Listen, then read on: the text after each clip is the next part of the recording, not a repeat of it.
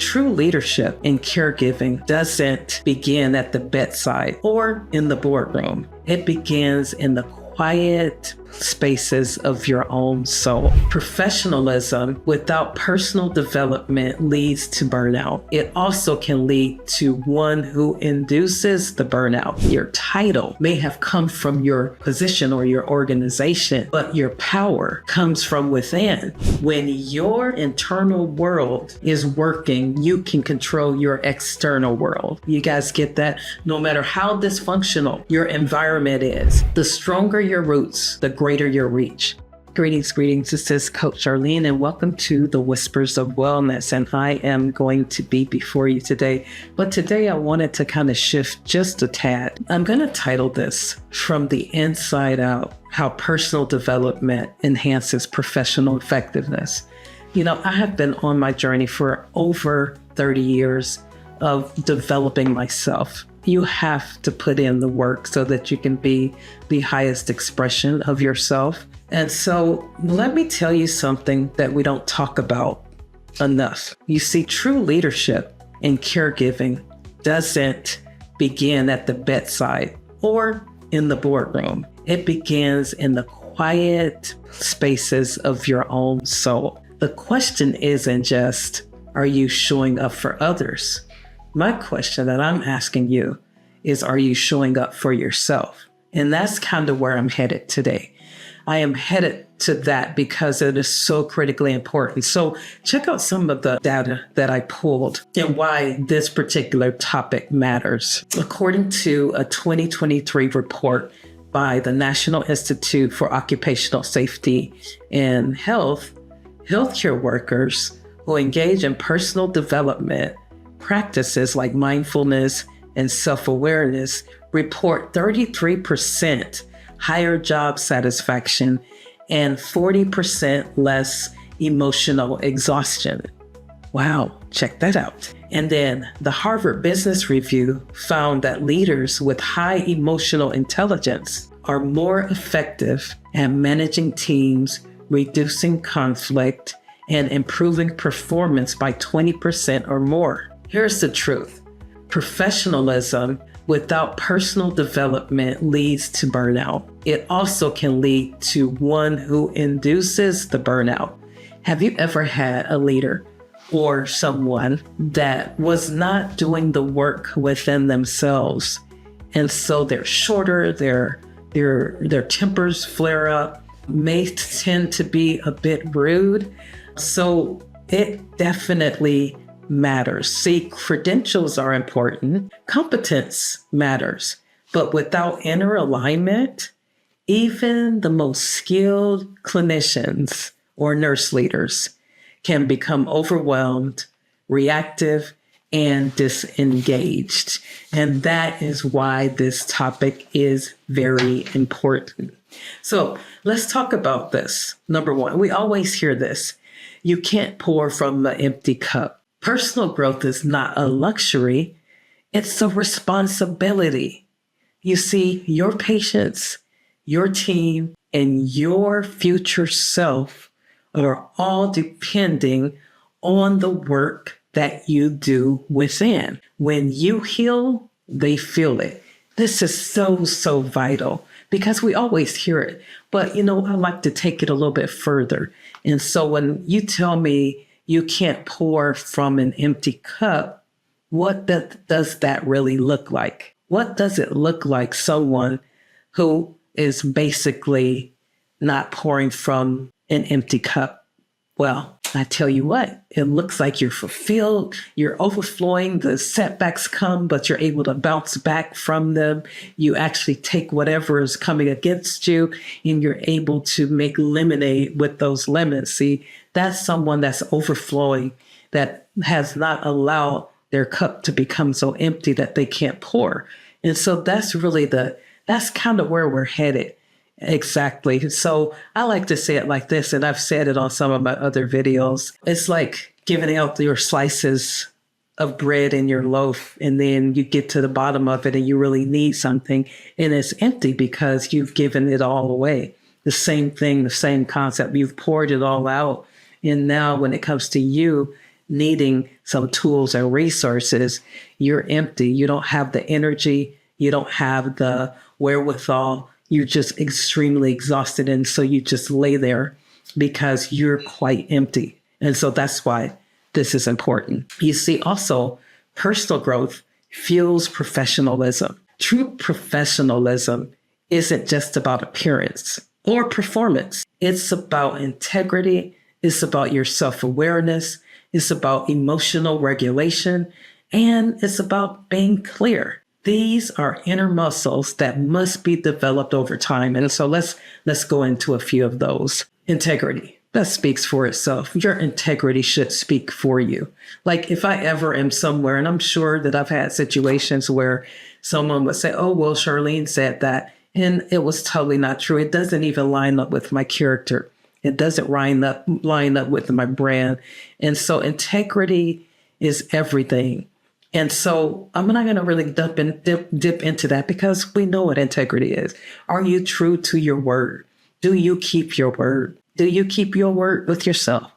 And I have to give myself a spanking on that one because, when it comes to working out, going to the gym, I can be true to myself, but sometimes I get a little lazy and I don't feel like going, and so I don't go. But that's not really being true to myself when I've made a commitment to work out at 5 days a week. You see what I'm saying? So I want you to see what I'm saying. Self-awareness, this is a big one. There are so many leaders that I've ran into that they are not self-aware. And not only leaders, I'm talking about employees, people in general, totally not self-aware. And if you're not doing the work, then you don't even get it. And so you'll blurt out and say something that's inappropriate. Whereas if you were doing the work to find out where you are, then you would be more strategic and more careful with how you showed up. It is so important for you to be self-aware because we work in a big pool of different cultures and nationalities and things like that. And so just blurting out something just to blurt it out is really a problem. I remember when we were going through the crisis in 2020 with, the murder of George Floyd and all of that, there were so many people saying so many things. They just were blurting out things without being sensitive to the audience that they were around. So it's really important for us to be self-aware. If there's something that I know is going to cause you to be triggered, then I'm not going to literally just blurt it out and try to say it. Now, if I've created a space where we can share another person's story within it, that's different because now I created some safety there. But just to blurt out stuff for blurting out stuff's sake, that is not self-aware. This is someone that everybody else can see that they're having issues and that they're short-tempered and that they're mean and that they're rude, but themselves. And so you want to make sure that you're doing the work on yourself so that you can be more self-aware. Take some of those tests like the implicit bias test. There's other tests that you can take as well just to see how you're doing. And another nugget that I would actually ask you to do, ask 5 different people. If they had to describe you, how would they describe you? And so that would be, I'm talking about the people that's not going to just say something to pacify you, those that really care about you. Because remember, I love the word love, or the definition that Coach Al Hollingsworth, he's our spiritual midwife, he shared with us. And love is contending with another person for their highest good in every situation until it becomes a manifestation.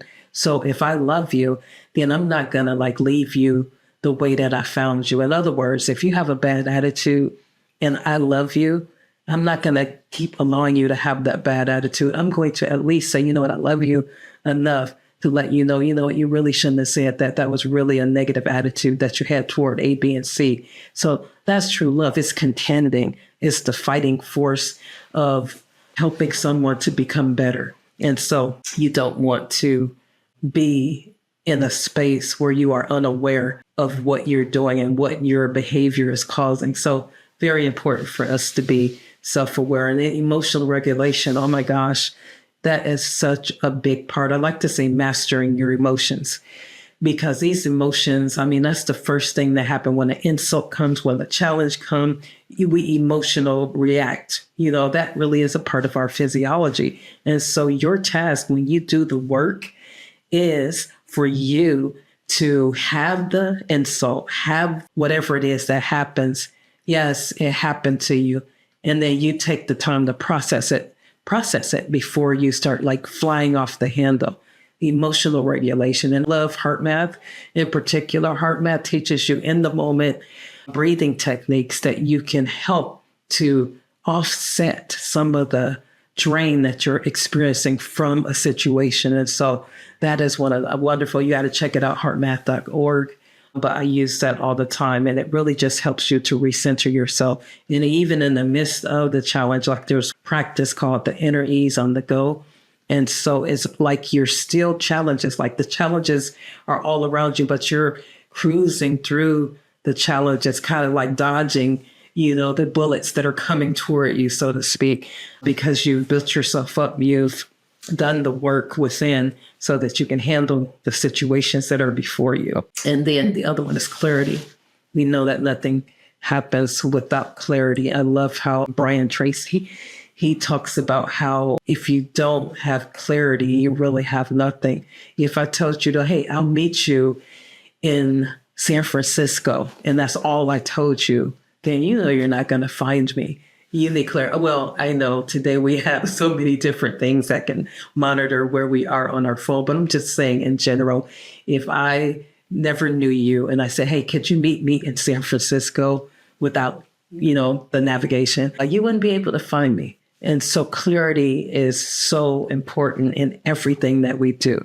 I also have to be clear about the work that I'm doing on myself. See, my whole goal, what is your goal for yourself? What type of person do you want to be? How do you want to show up? I'm talking about those kind of goals too, because if you don't have a goal, then you'll just drift through life. You'll just be however life decides to treat you. So it's about taking control of your life and you being the captain of your ship. And so the third point that I wanted to make was from reactive to responsive. When we neglect ourselves, we lead from a place of depletion. But when we invest in self-reflection, coaching, and inner healing, we begin to lead from the place of centeredness. That shift changes how we respond to chaos, how you handle conflict, and how you inspire others. I absolutely love this because with self-work, I have learned how to not only respond, but strategically respond.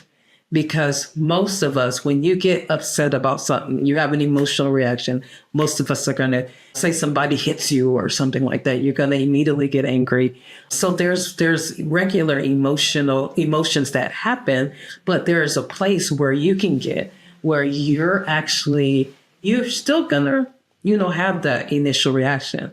But it's what you do after the initial reaction. Are you going to keep spiraling up?